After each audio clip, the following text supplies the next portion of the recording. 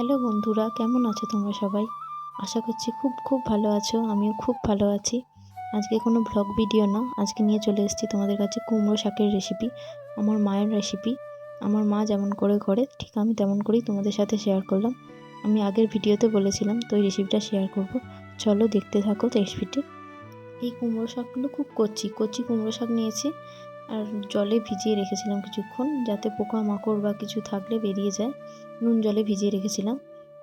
আর এখানে পরিমাণ মতো আলু কেটে নিয়েছি। তো এবার শুরু করা যাক। কড়াইতে তেল দিয়ে দিয়েছি। তেল গরম হলে শুকনো লঙ্কা দিলাম, তারপর 5 ফোড়ন দিলাম।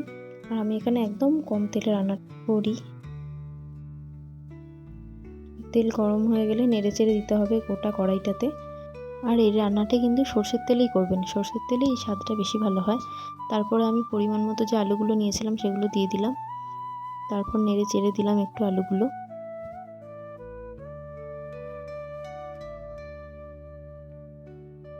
যতক্ষণ না আলুগুলো ভাজা ভাজা হয় হালকা, ততক্ষণ নেড়ে যাব।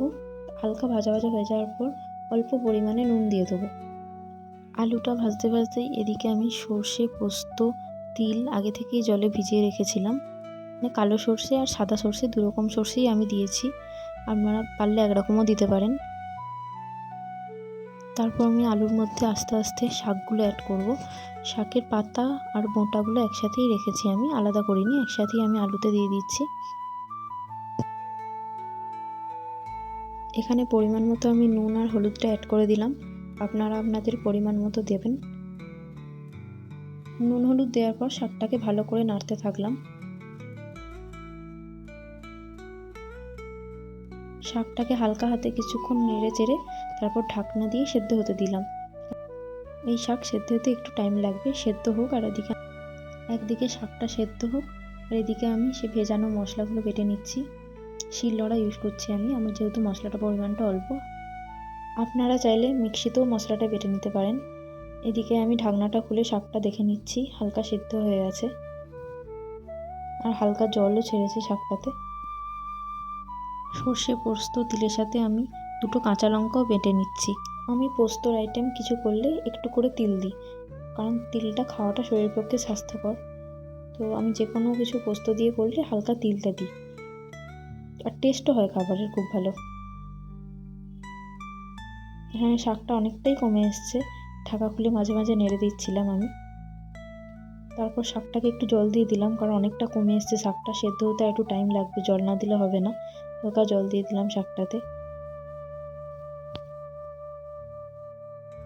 জল দিয়ে শাকটা নেড়ে চেড়ে আবার সেদ্ধ হতে দিয়ে দিলাম। একটু টাইম নিয়ে শাকটা করতে হবে, যেহেতু ডাইরেক্ট কড়াইতেই করা হচ্ছে শাকটা, কচি শাক।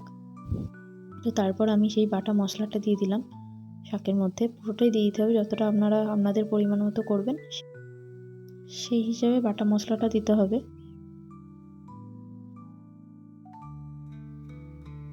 এরপর নাড়তে থাকবেন, আস্তে আস্তে করে নেড়ে দিতে হবে।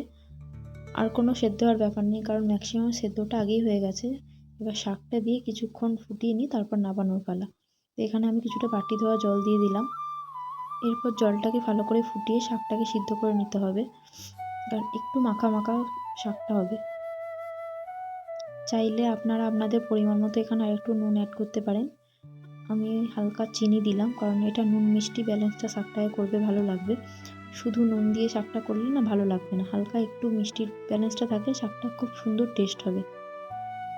এখানে শাকটার জলটা পুরোটাই আমি শুকিয়ে নিলাম। আর নাবানোর আগে হালকা সর্ষের তেল, কাঁচা সর্ষের তেল শাকটার উপর দিয়ে ছড়িয়ে দিতে হয় ভালো করে। আর অবশ্যই এই সময় গ্যাসের ফ্লেমটা অফ করে দেবেন। তো রেডি হয়ে গেল কুমড়ো শাকের রেসিপি।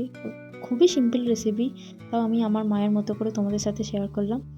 ভালো লাগলে অবশ্যই পাশে থেকো। আজ আসি।